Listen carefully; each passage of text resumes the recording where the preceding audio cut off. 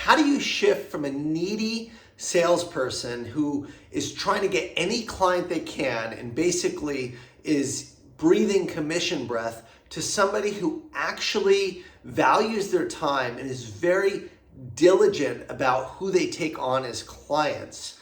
Now, this is a fundamental shift that many salespeople have never made, but it's something that I've had to make in my own business and when I was at Salesforce as well.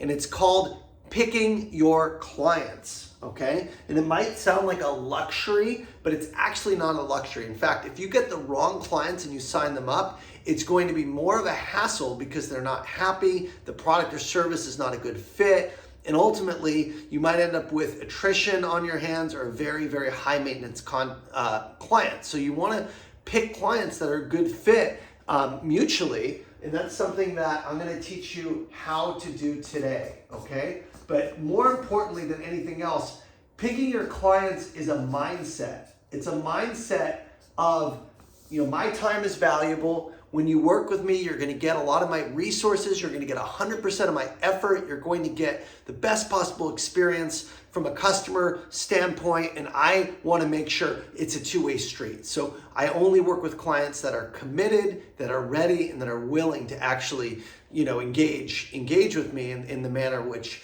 I can help you most. So laying that out in the beginning and kind of putting the onus on them to actually explain why they're a good client or why they're a good potential client, what problems they have. It's a total shift in power dynamics, if you will, because usually the buyer, again, has all the power and you're there pitching and saying, why you need to talk to them. And it's like this desperation kind of thing. But what I've recently realized, not recently, like over the past few years, I've realized is like the less people feel like you need them, the more they're going to want to work with you. And the more they feel like you need them, the less they're going to feel like they need to work with you or want to. It's a total reverse psychology. And so picking your clients is like, again, something I advise for everybody, especially, if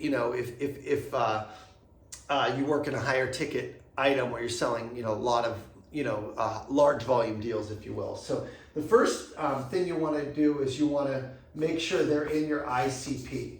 ICP is, it stands for Ideal Customer Profile. So you want to make sure they're your target customers. For example, for me, I sell to either individuals that are account executives selling SaaS, or I sell to companies that are tech companies with SaaS teams. Those are my clients, period. So if a real estate company calls me and they want me to train their sales team, it's a stretch. I'm probably not going to do that. In fact, I'd say they're better off with someone who knows how to do real estate sales training.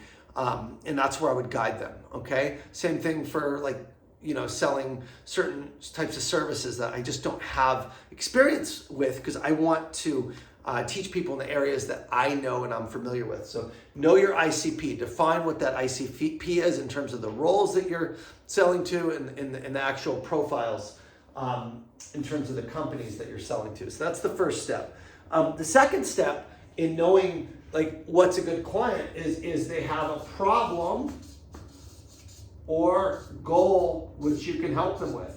So people buy for two reasons. Number one is to solve problems which are causing pain. Number two is to achieve outcomes or goals that bring pleasure. So pain or gain, plain and simple. So you have to understand that their goals and what they're wanting to work with are actually goals that you can help them with. So if someone calls me and they want to talk to me about, hey Ian, I'm not hitting my quota, I've tried everything impossible, my company's not giving me the support I need, I'd love to learn about your coaching programs, that's a problem I can help with, right? Reps that aren't getting the support from their manager or their company to hit their quotas. So I know that's a good fit, and obviously they're gonna have goals around their income or performance that I can help with, okay? So if they're an ICP and I can help them with their goals, then I know I can turbocharge my closing efforts to get them to sign up. So that's really key. Now, the other thing you wanna know is the solution in your wheelhouse. So you're a good fit, your service is a good fit for them, okay? Your service is a fit. So if they have a problem, like I said before, I'll give you two examples actually. I had a couple clients call me out and they said, we have a problem with our reps aren't hitting quota and they're not as motivated. Can you come speak to them? But what they wanted for a solution or a service was for me to do coaching and listen to their phone calls and coach each of their individuals every week. And that would have taken me 5 hours a week between listening to the phone calls and coaching. And frankly, they could have hired someone a lot cheaper than me. And so I had to have a difficult conversation. I said, based on my rates and my time and my availability, this isn't a great fit, because what I offer is more scalable. It's workshops for teams. I'm not going individually, one by one, listening to phone calls and doing private coaching for a sales team, okay? That's big bucks. And what they weren't willing to pay, or basically they were thinking they wanted kind of a mediocre, level of professional. And I said, you're paying for the very best if you're working with me. And if you're just coaching to your process and you just want someone to make sure they're following your process on these calls, like, probably not a good fit. So that was one guy. Another guy that I was talking to, a CEO, wanted me to actually fly out to spend a couple weeks with their sales team and be on the floors and listen and coach them. And that's not a good fit either, because all of my workshops are done remotely. And again, I'm not going to sit in New York away from my family for 2 weeks, 3 weeks to be, hired sales manager for, a short period of time. It's not the service I offer. The service is through my coaching membership or through workshops. It's really simple. It scales. And if they want something like really custom that's outside of what I'm doing, like consulting or, a big time commitment, I'm not a good fit. So they might still have the problem or goal, but if my actual product or service is not what they're looking for, then again, you got to walk away, because you're going to be bitter, you're going to be frustrated, and it's basically going to feel like, it's not, you're just going to say yes to things that are totally outside of your wheelhouse, and it's going to end up being a lot more work than if you just, stuck to your core product, okay? And the last two kind of key areas that I like to look at, which is a luxury, I'll say, but I want people that are nice. Actually, I want clients that, if I'm going to add you to my coaching program in the community, I sell to, individuals. We meet every week. We have 70 people in the program. I want people that are nice, that are going to add value, that are actually not negative, that aren't going to spoil, the group with complaining, for example. So I will screen people that are coming into the program and make sure that they're the right fit, and they're going to have the right energy. And if they're not, frankly, I'm going to have a conversation, and if need be, kick them out, even if it means, giving their money back. Because it's more important to have the right clients so that we build, something that's extremely valuable for the community versus having negativity in there. Same thing for corporate clients. If I have someone that's nasty, that's abusive, that's talking down to me, like, I don't want to work with them. I have too much self-respect and dignity to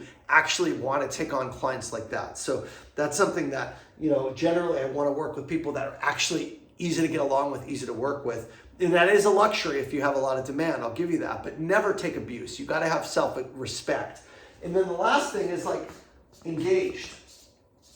I want clients that are engaged, okay? When I say engaged, I mean they get back to me. They don't need to get back to me like every second, but like, I don't want to spend a month sending 10 emails, 10 text messages with no response. Like, I'll do a breakup email or phone call after that. I'm like, look, I'm not going to chase you around. I want to work with people that genuinely want help, where it's a priority. And if I have to be calling every minute or emailing and there's no response, like, the very least you can do is communicate what's going on, or at least tell me. A short text message takes 2 seconds. Just respond, tell me what's going on. If you don't want to do it, it's all good. But me leaving 10, 15 messages, emails, texts with no response, that's just disrespectful. So I'll detach myself and pull out of those deals when I feel like I'm chasing someone, and I'll send an email like, you alive? In the message line, are you alive? Like, everything okay? I haven't heard back. Like, unfortunately, I don't work this way. If you don't want to, respond, or at least let me know, I'm going to have to pull myself away from this opportunity so I can focus elsewhere with clients that are engaged. So